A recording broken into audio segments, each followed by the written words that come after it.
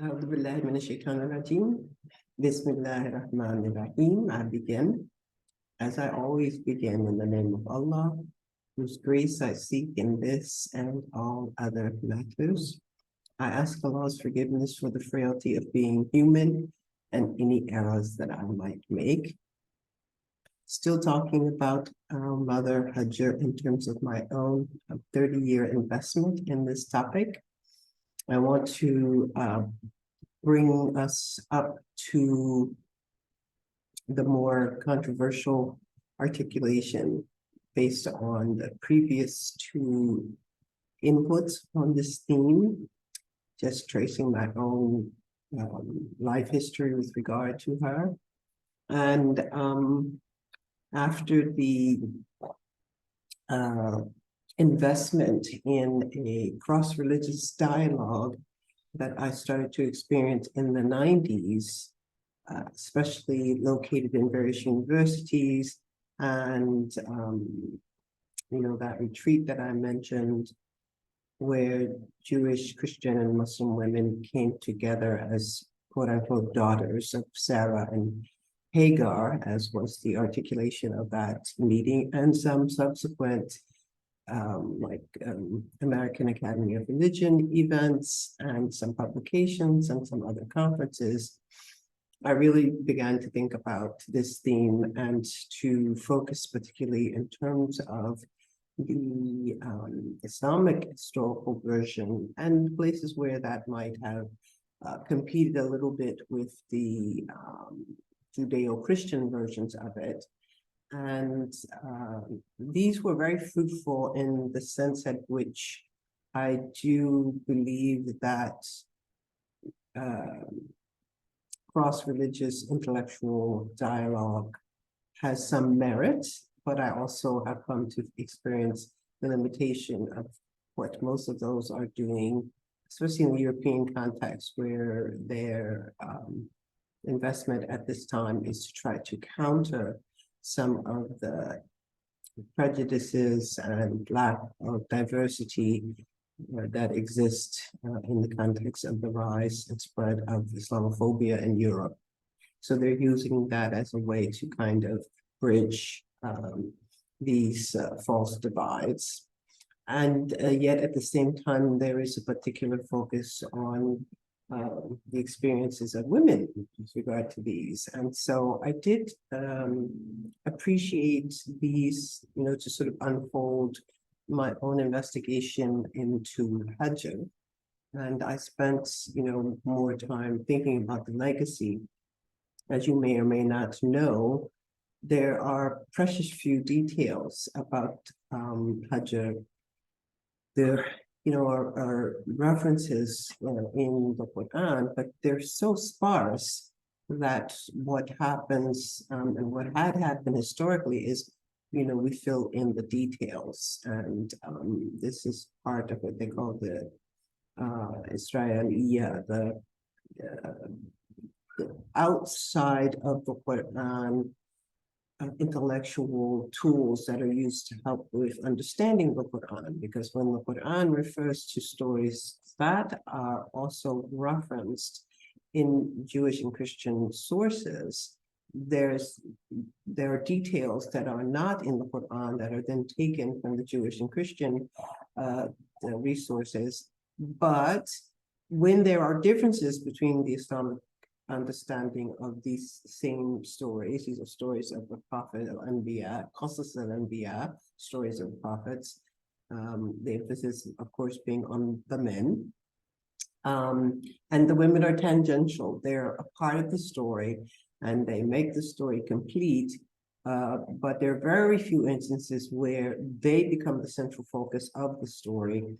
And that was part of this sort of gendered rereading of these same stories, and that is to sort of flesh out and make more dynamic the women and to center them, to make them the main focus in the stories. And that I appreciated very much with regard to investigating Hajjar. And so I did more of that because I had to look at the ways in which when the men review the stories that are given to us within these scriptural legacies, they are still looking at themselves and looking for themselves and looking as affirmations of their own experiences in the transformation, which is faith and belief.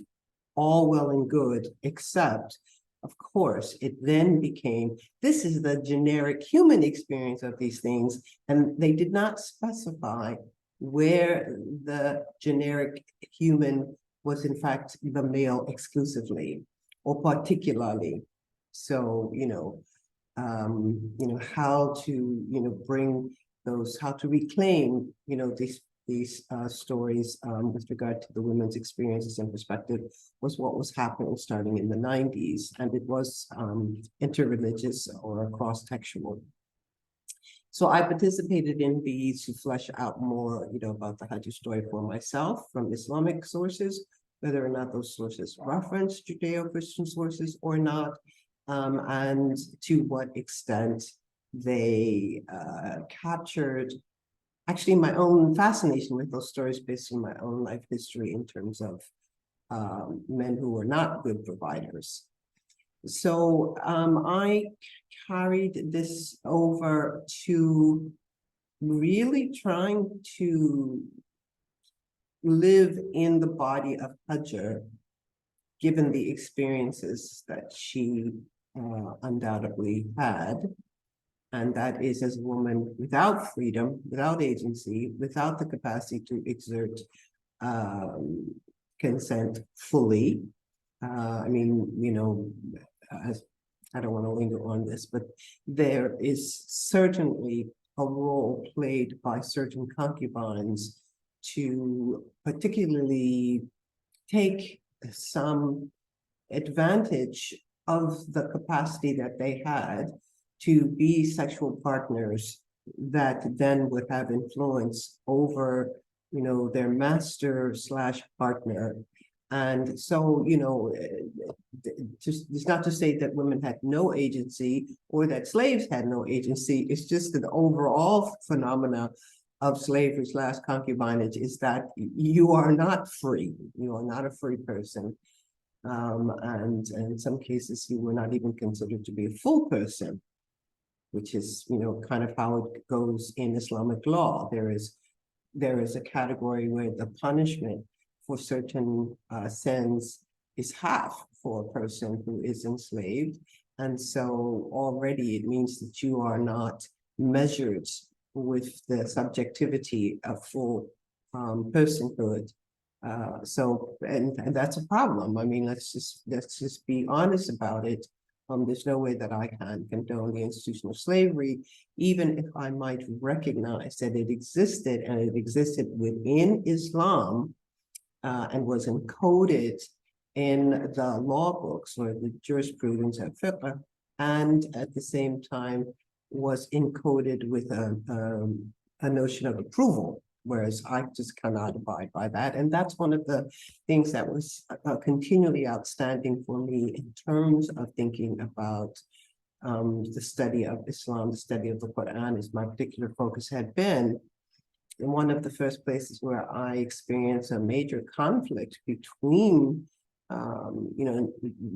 varying interpretive methodologies or the prior texts from which one might engage in the study of the Quran was with a one-on-one tutorial that I had when I was in Egypt for a year, an immersion course in advanced Arabic studies. And I had a tutorial with a professor from Cairo University, I think it was, might have been Ain Shams, I don't know why I can't remember the institution per se, but his methodology for this tutorial experience was that we would read the Quran, starting actually with the 4th chapter, An-Nisa, the women. We would read the Quran, and then he would sort of discuss that passage that we were reading together, giving his interpretation. And of course, his interpretation was based on his study. This was his main area. But also, he was a man, and he was a person who had certain experiences of privilege with regard to that embodiment. and we came across the passage about not forcing your slave girls, against their will. And for him, that was only with regard to whether or not those slave girls would be put into the role of prostitution, but that same slave girl could not exert something if it was against her will vis-a-vis the master. And the teacher was saying, the professor was saying, because she is milky, she belongs to him. And he found that to be normative and acceptable. And I just could not accept it in any way, shape, or form. And this was in the 80s, before I began to investigate Hajjar. And this led to a terrible rift between the two of us, because when I asked him about it and I pressed the point, he thought I was questioning his credentials, when actually I only learned maybe 10 years later, what I was questioning was his methodology. How did you come to interpret those passages in the limited way in which you were doing it? What exactly were the indications that led you to that conclusion? And later on, that's when I understood that methodology is everything as far as understanding how people understand the Quran. And I became more coherent about my methodologies vis-a-vis my reading of it, and particularly developed what I call reading for gender in the Quran. And that is centering on gendered realities when they were unequal, to flesh out the places where that inequality had become normative, whereas existentially I could not see inequality as normative or necessary, let alone good. So I had to create a critical method of reading to flesh that out. And that's what I've been teaching forever and ever, especially over the last 15 years since I've been retired, officially from one institution. So when I began to write about Hajjar, the freedom to do that and to invest in it was motivated by this cross-religious conversation that was going on in the conferences and professional AAR kinds of events. I was juxtaposing my reading of it, not yet so much to the male reading of it as I experienced it in Islamic scholarship, but more towards how, as women, we were trying to share these stories, but there were also lingering inequalities that exist there as well. So I began to construct, a paper for presentation, which I gave, several institutions all the way into the 21st century. And sometime, I want to say around 2013 or 14, I became a contributor to an online platform called Feminism and Religion, FAR, F-A-R. And this, once again, like my most recent book, Once Upon a Lifetime, allowed me to have a less academic articulation of things that were important to me. And I would write, 1,000 to 1,500 words on a theme, and I would just let it flow from my heart. And I was challenging the fact that I'd gone to Hajj in 2012, the fact that even though as you make your reenactment of Hajjar running between the hills of Safa and Marwa, when you perform the sa'i in the Hajj or the Umrah, even though this was an enactment of this running of this woman, and in fact, as you're making the 7 times back and forth, there's a sign that says this is where she ran, and that you should also run, unless you're a woman. If you're a woman, you're prohibited from running, which is just madness, because we're enacting what a woman did, and yet we are restricted as women from doing it. It's amazing. Now, I was already in my 60s, so there wasn't much of an opportunity for me to run anyway, but my heart resisted it so viscerally. So I was talking about this in one of the blogs that I did for Feminism and Religion. And I was once again talking about the complication of being a woman who had complete expectation that the patriarchal men are providers and protectors scenario was going to be so violently disregarded, when this young woman had to be young. I already talked about why that was so, looking at, how Sarah might select, someone to become the surrogate for her, and Ibrahim, alayhi salam. And there she is with the child who's still nursing. So no matter how long you do this child has to be really, really young, pre-verbal, right?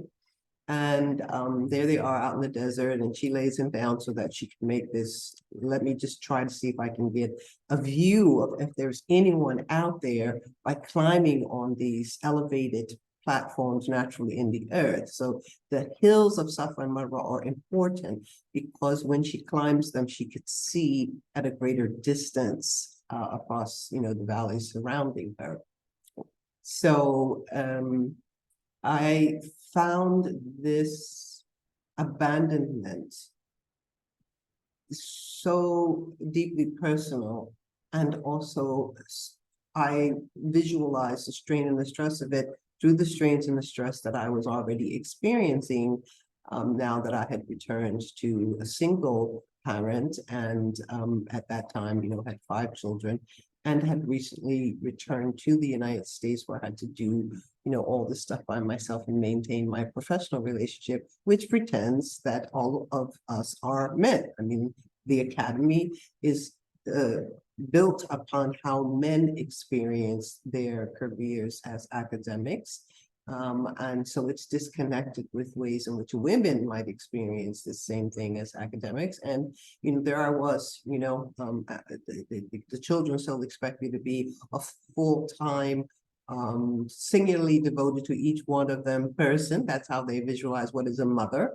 And if I did not provide for rent and food and transport and tuition and all that, if I didn't provide those things, we couldn't be in that domestic space. So I had to be both the male parent and the female parent, and I had to do it alone. And I had to do it with no support from either the professional side of my life in the academy, or the personal side of my life, as a Muslim connected to that community. So each of them had different ways in which I was disapproved of.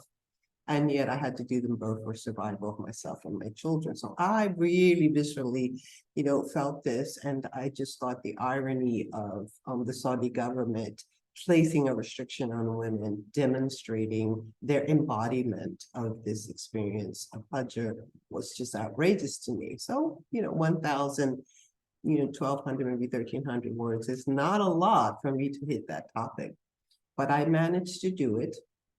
And then I asked a question. It was a rhetorical question. And the full of it was, what are we to do with this Ibrahim, the deadbeat dad, this Sarah, the bitch, even this benevolent God? So I was questioning not only Ibrahim's failure to fulfill the patriarchal hegemonic expectation of provider and protector. He was in fact dead to them.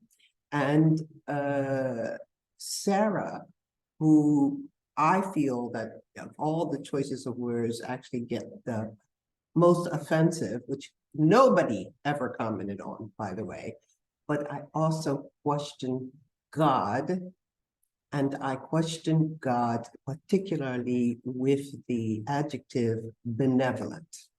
So in other words, God is benevolent.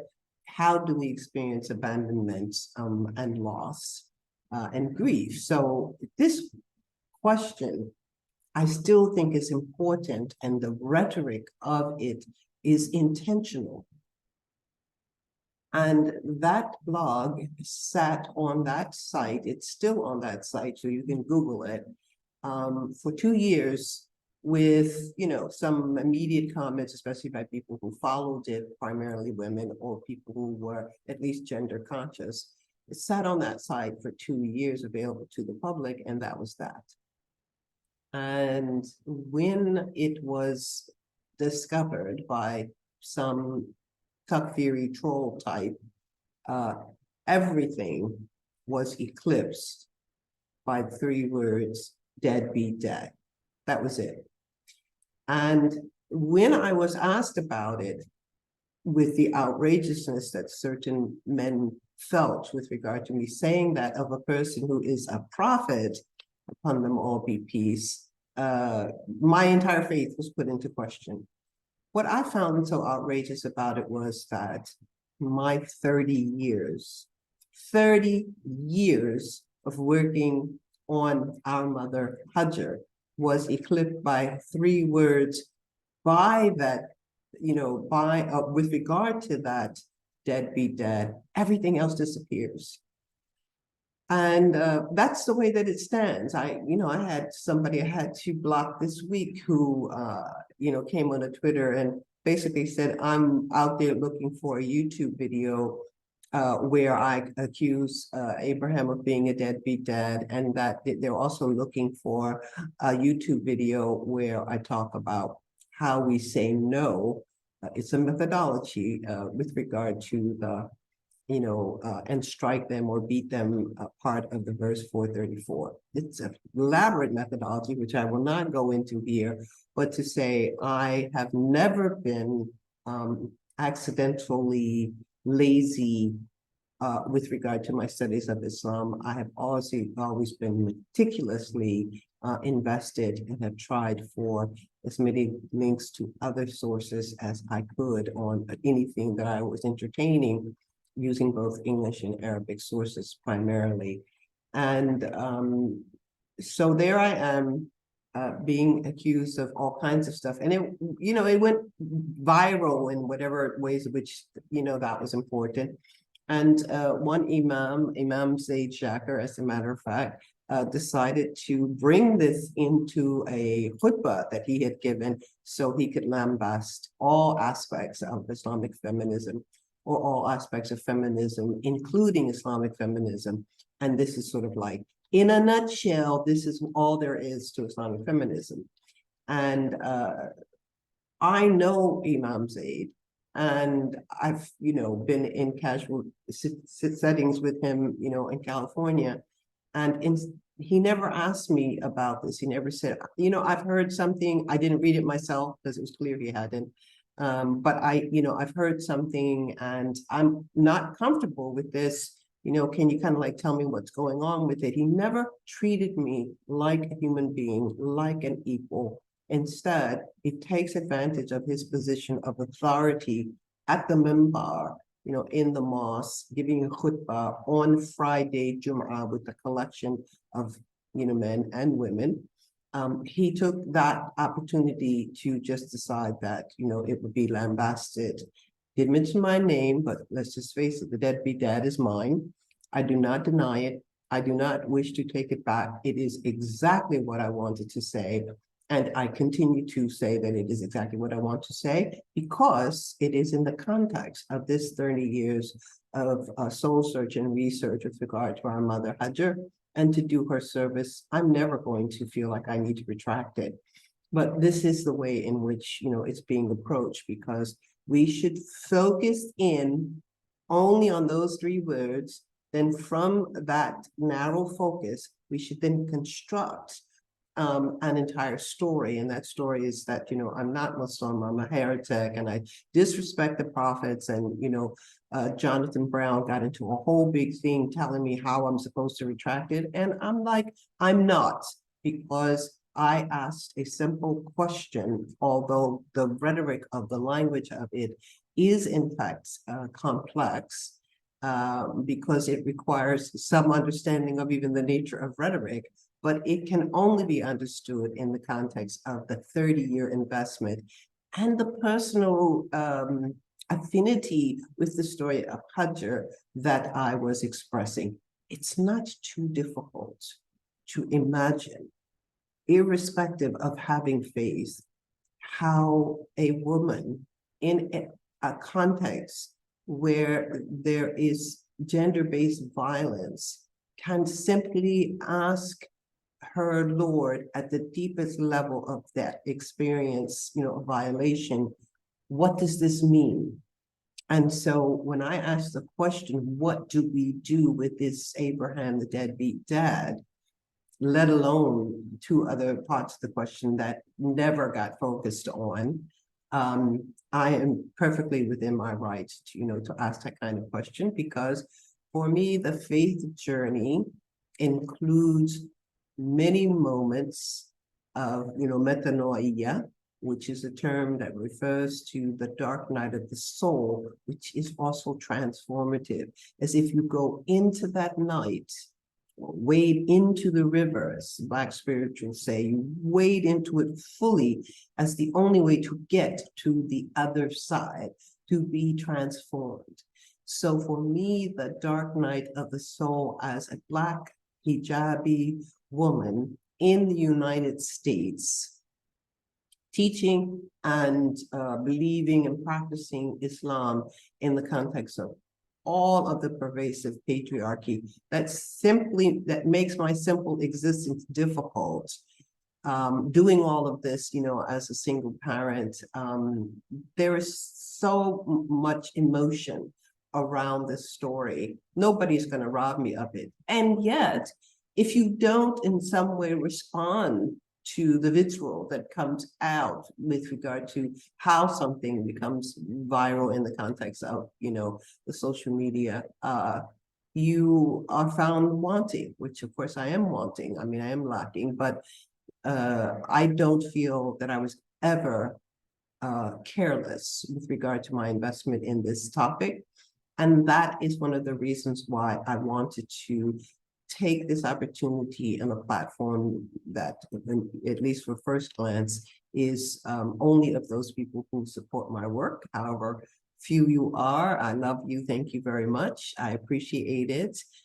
This will be the last take on this, because really what I wanted to do is, in a much more casual and methodic way, come up to the controversy to try to dispel the fact that it is a representation of my entire 30 years of investment in this topic.